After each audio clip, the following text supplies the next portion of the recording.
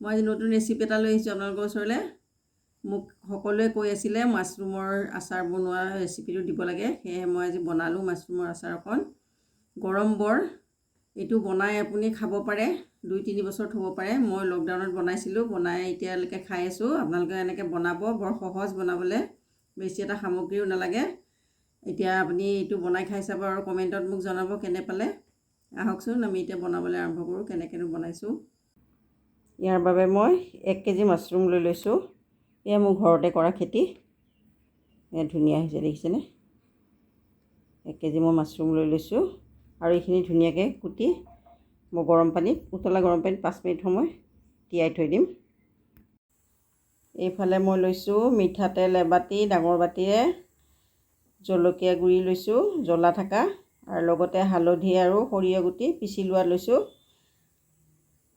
জিৰা গুড়ি অকণ লৈছোঁ আৰু চপ গুটি কেইটামান লৈছোঁ গোটা, অজৱাইন গুটি কেইটামান লৈছোঁ আৰু মেথি গুটি। এইখিনি মই ভাজি পেলাই দৰদৰা কৰি অকণমান আধা খুন্দাকৈ খুন্দি ল'ম, আৰু লগতে হিং অকণ আৰু নিমখ লাগিব সোৱাদ অনুযায়ী। এতিয়া মই এইখিনি মছলাখিনি ভাজি খুন্দি লওঁ। এয়া মই উতলা গৰম পানীত দি এবাৰ ধুই ল'লোঁ ধুনীয়াকৈ। এতিয়া আকৌ মই ডাঙৰ পাত্ৰ এটাত মই পানী লৈ লৈছোঁ।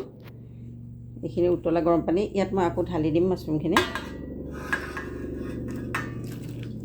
কাৰণ আমি গুড়িখিনিও ব্যৱহাৰ কৰিছোঁ ইয়াতে। মই তাৰমানে অকল ওপৰখিনি বুলিয়েই নহয়, গুড়িখিনিও ব্যৱহাৰ কৰিছোঁ। এইখিনি বৰ গৰম আছে পানীখিনি, সেইকাৰণে মই হাত দিয়া নাই যেনিবা, কটাৰীখনেৰে অকণ লৰাই দিছোঁ। আকৌ 5 মিনিট সময় ইয়াতে মই তিয়াই থৈ দিম, তাৰপিছত মই উলিয়াই ল'ম। কাৰণ গৰম পানীত অকণ দিলে কীটাণুবিলাকো মৰি যাব, তাৰ উপৰি অকণ কোমল হ'ব, আমাক অলপ কোমল লাগিব, সেইটোহে কোমল কৰি ল'ম তিয়াই লৈ। এতিয়া 5 মিনিট পিছত আকৌ মই উভতি আহিম। এতিয়া মোৰ 5 মিনিট হৈ গ'ল, গৰম পানীত তিয়াই থোৱা পানীখিনি অকণ ঠাণ্ডা হৈছে। এতিয়া মই ইয়াৰ পৰা এনেকৈ হাতত দি ল'ম, লৈ পেলাই এনেকৈ চেপি দিম। পানীখিনি গোটেই এনেকৈ চেপি দিব লাগিব, পানী থাকিব নালাগে, শুকান হৈ যাব লাগে। আৰু চেপি ইয়াত মই পাত্ৰ এটাত থৈ দিছোঁ, এয়া এনেকুৱা শুকান হ'ব লাগে। এতিয়া মই এইখিনি এনেকৈ চেপি ল'ম গোটেইখিনি আৰু ৰ'দত দিম হালধি অকণ সানি লৈ। এয়া মোৰ 5 মিনিট হৈ গৈছে, পানীখিনি অলপ গৰমে আছে। ইয়াৰ ঠাৰিবোৰ অলপ টাইট হয়, সেয়েহে মই যেনিবা গৰম পানীত দি দিছোঁ। ঘৰৰে যেতিয়া অকণ আচাৰ বনাই থৈ দিওঁ, এবাৰ মোক কোনোবাই কৈছিলে ৰেচিপিটো দিবৰ কাৰণে ফেচবুকত দিওঁতে, সেয়েহে মই আজি ভাবিছোঁ আচাৰৰ ৰেচিপিটো দেখুৱাম আপোনালোকক। তাকে এতিয়া গৰম পানীৰ পৰা মই এতিয়া উলিয়াই ল'ম, অকণ ঠাণ্ডা হৈছে। এতিয়া অকণ ধুনীয়াকৈ চেপি ল'ম, লৈ পেলাই ৰ'দত দিম। আমাৰ চেপি হৈ গ'ল। এতিয়া অকণমানি হালধি গুড়ি দিম, লগতে অকণমানি নিমখ দিম, আৰু এইখিনি সানি ল'ম ধুনীয়াকৈ।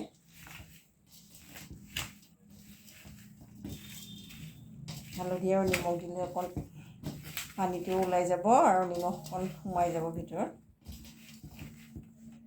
এনেকৈ অলপ দিলোঁ সানি, আৰু এতিয়া ডলা এখনত মই পেপাৰ এখন লৈ দিছোঁ, আৰু ইয়াতে মই গোটেইখিনি ঢালি দিম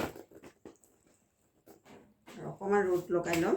বেছি এটা ৰ'দত শুকুৱাব নালাগে, এনেকৈ মই গোটেইখিনি মেলি দিম। এতিয়া এয়া মই মাছৰুমখিনি অকণমান ৰ'দ লগাই লৈছোঁ, বেছি শুকুৱাই নল'ব দেই, বেছি শুকুৱাই ল'লে বেয়া হ'ব আচাৰখিনি, খাবলৈ টাইট হৈ যাব। আৰু এইফালে মই কেঁচা পকা জলকীয়া অকণ ধুই পেলাই ধুনীয়াকৈ শুকুৱাই লৈছোঁ পানীখিনি, আৰু কুটি লৈছোঁ মিহি মিহিকৈ। তাৰপৰা এইখিনি তেতেলি লৈছোঁ, গুটিখিনি এৰুৱাই থৈছোঁ, এইখিনি ভাঙি পেলাই দি দিম। এতিয়া আমি কেৰাহী বহাই দিম। এয়া মই গেছত কেৰাহী বহাই দিছোঁ, আৰু কেৰাহীত তেল বাতি ঢালি দিছোঁ। তেলখিনি মোৰ গৰম হৈ গ'ল। এতিয়া মাছৰুমখিনি ঢালি দিম। ইয়াত গোটেইখিনি ঢালি দিছোঁ, লৰাই দিওঁ। এইখিনিতে মই এতিয়া হালধি গুড়ি দিম অকণমান জিৰা গুড়ি দিম, জলকীয়া গুড়ি অকণ দিম। এইখিনি ৰঙৰ কাৰণে দিছোঁ, কাশ্মীৰী পাউডাৰ। লগতে মই চপ, অজৱাইন আৰু মেথি গুটিকেইটা আধা খুন্দি লৈছিলোঁ, এইখিনি দি দিলোঁ। আৰু কেঁচা জলকীয়াখিনি কাটি থৈছোঁ, সেইখিনিও দি দিওঁ। জ্বলা আপুনি যিমান খায় সিমান দিব পাৰে, মই যেনিবা জলকীয়া বেছি খাওঁ বুলি পেলাই দি দিছোঁ। সৰিয়হ আৰু হালধি একেলগে খুন্দা আছে, এইখিনি দি দিছোঁ। লগতে নিমখ দিম, সোৱাদ অনুযায়ী নিমখ দি দিছোঁ। এতিয়া লৰাই দিম মই, ধুনীয়াকৈ মিক্স কৰি দিম। এই মছলাখিনি দিয়াৰ পিছত ধুনীয়া এটা গোন্ধ আহি যায়, গোন্ধ এটা আহি গৈছে। এনেকৈ মই অলপ সময় ভাজি ল'ম তেলখিনিতে, মছলাখিনি সোমাই যাব। গেছটো অফ কৰি দিছোঁ কাৰণ মোৰ তেল গৰম হৈ গৈছে। এতিয়া এইখিনিতে মই তেতেলী গুটি এৰুৱাই থোৱা আছে, এইখিনি তেতেলীখিনি ইয়াত দি দিম আৰু এইখিনি মিক্স কৰি দিম ধুনীয়াকৈ।